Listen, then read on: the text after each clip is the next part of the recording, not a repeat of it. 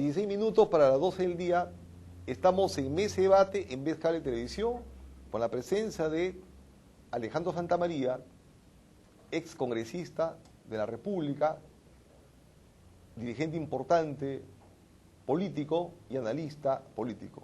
Continuamos con él analizando la coyuntura. El próximo jueves se presenta el gabinete Lerner, de acuerdo a la Constitución, para exponer los lineamientos más importantes de la política del gobierno en términos económicos, sociales e institucionales. ¿Cómo ves esa presentación? Va a ser seguro, como todos esperamos, ¿no es cierto?, aprobada por la inmensa mayoría de congresistas, ¿no? Porque es así, hay que darle un reconocimiento, ¿verdad?, una confianza, una credibilidad al gobierno que se inicia, ¿no? Salvo por ahí dicen de que los fujimoristas, que están con cierta, diríamos, irreconocimiento del gobierno, de algunos, de repente no aprueban no aprueban los lineamientos del gobierno, ¿no? ¿Qué dices tú, Alejandro? Bueno, yo creo que, y sabiendo y conociendo a Salomón Lerner, su experiencia como dirigente universitario, como incluso, no solamente como lo ven muchos, que es un dirigente empresarial, él también tiene una experiencia, él mantuvo una posición claramente democrática durante el régimen de Fujimori, presidió Transparencia, es decir, ha sido además dirigente institucional, él ha sido decano del capítulo de ingenieros industriales del Colegio de Ingenieros del Perú.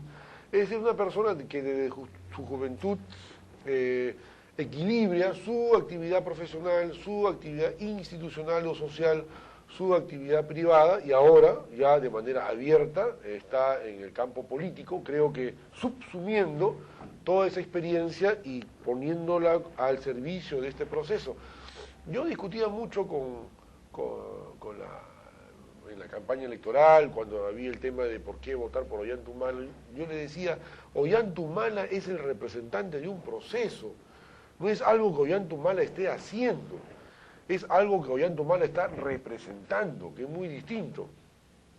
Entonces, y la prueba de ello es que cuando hay un proceso de suma cualitativa, es decir, se van sumando en el camino, en esta marcha, diversos dirigentes y representantes que se suman a ese proceso, en la medida en que Ollanta-Humala ha sabido paso a paso saber representarlo. Y ese proceso no deja de crecer, es decir, ha tenido un proceso de nacimiento muy traumático, muy controversial, familiar, político, pero a partir de la primera vuelta hay una suma de un sector entre los resultados electorales y el discurso presidencial. Ha habido una nueva suma de importantes sectores en base a las decisiones políticas que se han tomado, y estoy seguro que producto de este discurso va a haber una suma importantísima que no se puede postergar, es la de incorporación de la sociedad civil, de la institucionalidad, de los gobiernos locales y regionales en ese proceso. O sea, hay un gran ensamblaje entre lo que ahora tenemos todavía muy arriba, tenemos a nivel de Consejo de Ministros, a nivel de Palacio de Gobierno, a nivel de Congreso de la República. Eso tiene que empezar a bajar y poder articularse con el proceso que se está dando a nivel social. Estoy seguro que la sapiencia política de Salomón Lerner y quienes lo acompañan van a dar ese discurso de cómo, no solamente qué es lo que ellos van a hacer, sino cómo el Perú en su conjunto podría colaborar, ser las columnas que sostengan el proceso que está iniciando el presidente Humala. Tú hiciste alusión a que Salomón Lerner recién está en la política, pero creo que tú sabes, más que yo, por cierto, que Salomón siempre ha estado en la política. Tú estudiaste en la UNI, ¿no? O sea, en la Universidad Nacional de Ingeniería, sí, ¿verdad? Y Salomón también es de ahí. Claro, él es ingeniero industrial como yo, de la Facultad de Ingeniería Industrial, y fue pues electo presidente. Él en esa época estaba claramente identificado con los principios del APRA, de la Alianza Popular Revolucionaria Americana, y en esa época había un movimiento en la UNI, que era Acción Revolucionaria Estudiantil, que agrupaba principalmente a apristas y simpatizantes apristas, y en aquel entonces es la primera matriz en donde Salomón Lerner recoge las ideas de Aya de la Torre, que de alguna manera también la recoge Ollanta-Humala, él mismo lo ha señalado. Hizo alusión en su Hizo alusión discurso, ¿no? a tres aspectos muy fundamentales: a Aya de la Torre como pensador, y a Aya de la Torre como inspirador de la Constitución del 79. Entonces, vemos que hay un cierto encaje, vemos que hay un cierto ensamble, no solamente como se señala entre sectores de la izquierda, moderada, progresista, avanzada, que apoya a Ollanta, sino hay un sector también inspirado en las ideas de él. No olvidemos que el papá de Nadine Heredia también ha sido prácticamente fundador del APRA en Ayacucho. Es una persona, una familia que se ha criado y se ha desarrollado bajo los principios de Haya de la Torre. O sea, tú sientes como que hay una inspiración aprista en Ollanta y también en Lerner, o sea, en el presidente de la República, en el primer ministro, ¿no? Yo creo Con la diferencia que no hay apristas en el gobierno, ¿no? Bueno, pero como decía Haya de la Todavía, Torre, ¿no? como decía Haya de la Torre, no se requiere tener carnet para ser aprista, lo que son los hechos y son las actitudes y son sobre todo las obras los que finalmente deciden que alguien sea aprista o no, más allá de decir o autoproclamarse aprista o tener un carnet. Yo creo que el aprismo tiene ahora esa concepción que en algún momento la enarboló Elías Mendoza Javesberger, que siendo Acción Popular era un gran admirador de Haya de la Torre, en que dijo: Haya de la Torre ya es un patrimonio de toda la sociedad, el pensamiento aprista ya no es solo un tema de Alfonso Ugarte, sino que son las ideas, al igual que la de José Carlos Mariátegui y la de Víctor Andrés Belaúnde, y en ese concepto, no partidista, sino conceptual, creo que este gobierno está rescatando las ideas de Haya de la Torre, las ideas de Mariátegui, las ideas de Víctor Andrés Belaúnde, y en general de toda esa historia, o sea, recoge esa historia y la concatena con el proceso del siglo XXI, y la verdad, en buena hora que lo esté haciendo Ollanta Humala.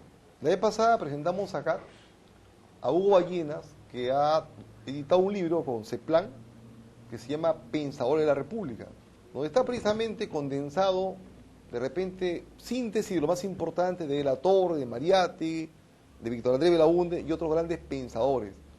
Y lo que el país requiere es, como tú has dicho, una suerte de simbiosis casi perfecta, ¿no? De fusión, que está de moda en el tema de la cocina, pero de fusión de ideologías, de política, de programas, que recojan lo mejor de cada uno en este mundo que está por construirse sucesivamente a cada instante, que es un nuevo mundo global, donde caben todas las posibilidades, todos los retos, todos los desafíos. En ese contexto, me gusta mucho lo que has dicho, ¿no? Veamos ahora qué va a pasar con el gabinete verde en el Congreso según tu visualización política. Mira, yo claro, quiero rescatar lo que tú dices. El magnífico trabajo que hace Hugo Ballenas, que en verdad, aparte de ser un historiador, es una enciclopedia él mismo, y por eso le permite hacer un trabajo tan bueno. Y tú has dicho CEPLAN, pero hay que decir que CEPLAN es justamente el centro de planeamiento estratégico que ha presidido Agustín Haya de la Torre. Ojalá que su trabajo sea en este gobierno continuado en el nivel y la altura que lo ha llevado Agustín Haya de la Torre hasta la fecha. Estoy convencido de que así va a ser. Mira, yo creo que hay que recoger dos cosas de esos pensadores. Las ideas, como tú has señalado, pero también la actitud, el compromiso de entrega a un país.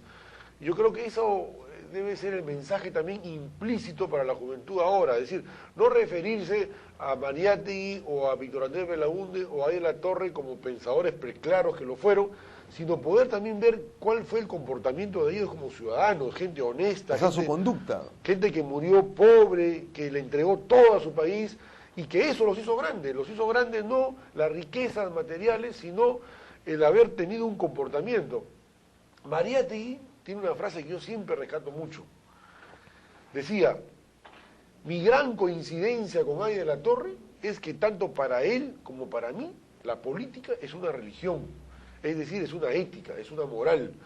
Las ideas, uno puede discrepar de las ideas, uno puede decir es A, es B o es C, la ciencia, la tecnología, pero en los fundamentos éticos y morales yo creo que tienen que ser comunes y coincidentes. Y esa es la gran coincidencia entre Mariátegui, Porra Barnechea, Víctor Andrés Belaúnde, Haya de la Torre y todos los pensadores que están en ese documento, que hay que leerlo, es que hay una coincidencia ética y un compromiso con el país, con la República, que nos hace dar ideas, pero que como sustento o base invisible están el comportamiento ético y moral, y ojalá, confío en eso, que sea también planteado por Salomón Lerner. Es decir, la lucha contra la corrupción, el tema de que las políticas educativas no solamente se basen sobre conocimientos, sino sobre ética, yo creo que es el gran momento en que se entienda que si no hay esa base de la ética y la moral, es muy difícil que la economía funcione adecuadamente en un país.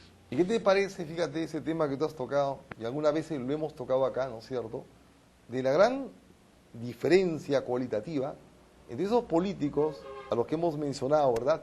Ahí La Torre, Mariátegui, Belaúnde, Basadre, y los políticos de ahora, que realmente con mucha dificultad tú los puedes tomar como referentes, ¿no? O sea, no tienen las dos condiciones fundamentales que los países y los pueblos exigen, ¿no? O sea, que tengan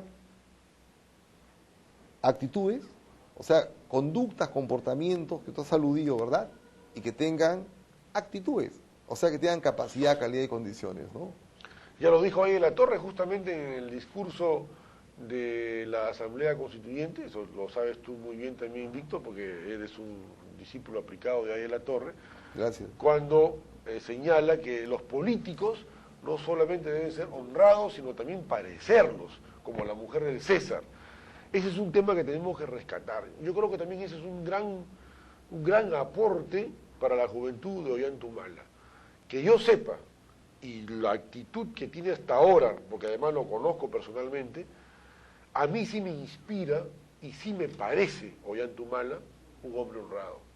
Yo creo que eso debe ser el mensaje y el reclamo y permanente que tenemos que tener como un presidente de la República. Señor presidente, no solamente sea usted honrado, sino por favor